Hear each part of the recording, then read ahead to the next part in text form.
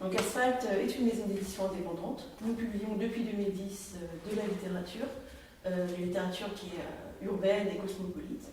On est très attaché à la ville et à ses marges.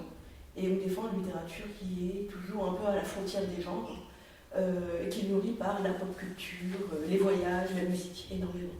Donc on est notamment l'éditeur des Eaux fortes de Buenos Aires, de Roberto Hart, ainsi que de Paris Noir, qui était un recueil qui a été dirigé par Aurélien Masson, et plus récemment Les rues de Santiago du Chilien Boris Garcia.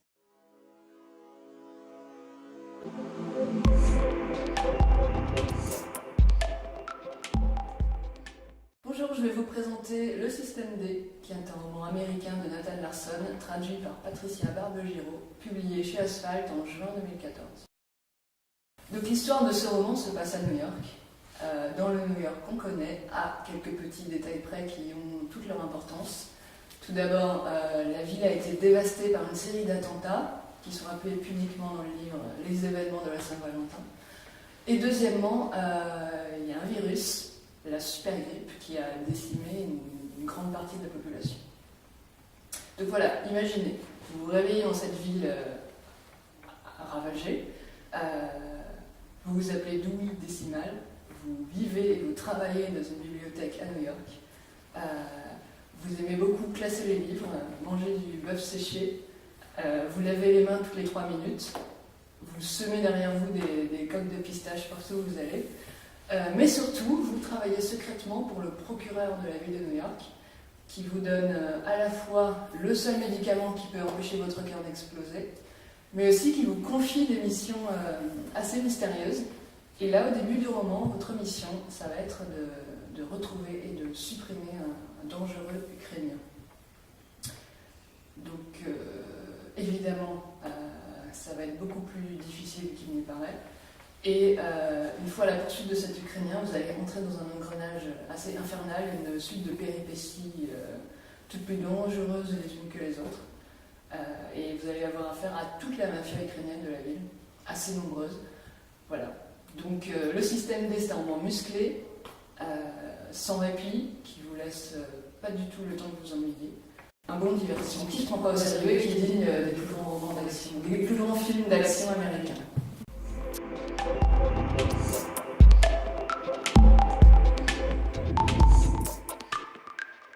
Je vais vous présenter Marseille Noir, donc un recueil qui est dirigé par Cédric Fabre, qui a été publié aux éditions Asphalt, donc le 2 mai 2014. Donc c'est une exploration de la ville de Marseille par le biais de nouvelles noires, des nouvelles qui sont toutes inédites, qui ont vraiment été écrites spécialement dans le cadre de ce projet. Donc Cédric Fabre, le directeur de l'ouvrage, a vraiment eu à cœur de montrer la ville telle qu'elle est et de s'éloigner vraiment des clichés d'une part la carte postale à la Pagnole et d'autre part les clichés sensationnalistes des journaux télévisés. Donc pour cela, il s'est entouré d'auteurs à la fois très connus dans le champ de la littérature noire. Donc on va retrouver René Frény, Philippe Carrez, Serge Cotto ou Marie Neuser, mais aussi d'écrivains qu'on n'attendait pas du tout dans ce domaine. Donc par exemple Christian Garcin ou François Bonne. Donc, tous les auteurs sont marseillais, que ce soit de naissance ou d'adoption, et tous ont un regard vraiment très acéré sur leur ville, qu'ils l'aiment à la folie ou qu'ils la détestent, voire les deux à la fois d'ailleurs. Chacune des nouvelles est reliée à un quartier précis. Donc on a une carte qui est située en début d'ouvrage, parce que l'idée évidemment c'est pas de s'adresser uniquement aux lecteurs marseillais qui connaissent bien les lieux, mais à tous ceux que la ville peut fasciner.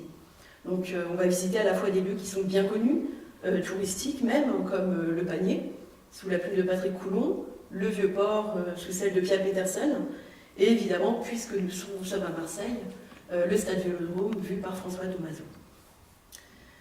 Mais on va aussi traverser des quartiers que les guides de voyage vont plutôt éviter, comme par exemple la Cité de la Solidarité, qui est racontée par Célima Tubou, et le Belzunce de Minassif. Donc on a vraiment Marseille qui est abordée dans toutes ses facettes et toute sa pluralité. Donc Marseille noir, il y a Marseille, il y a aussi le noir. Le genre noir, il est lui aussi décliné dans toute sa diversité, donc pour le plus grand bonheur des amateurs du genre, évidemment, mais tout en restant très accessible à un plus large public. Donc par exemple, on a la nouvelle d'Emmanuel Lois, qui a une atmosphère de thriller, et alors que Rebecca Ligueri, elle, va préférer nous proposer le récit d'une enfance et d'une adolescence. Donc on a aussi certains textes qui ont une forte tonalité humoristique, avec un sens très développé de l'autodérision, et aussi la nouvelle de Cédric Fabre, par exemple, qui lance du côté de l'anticipation. Donc on a un éventail qui est vraiment très très large de tout ce que le noir peut offrir au lecteur. Donc ce qui fait du recueil Marseille Noir une très bonne porte d'entrée vers le genre.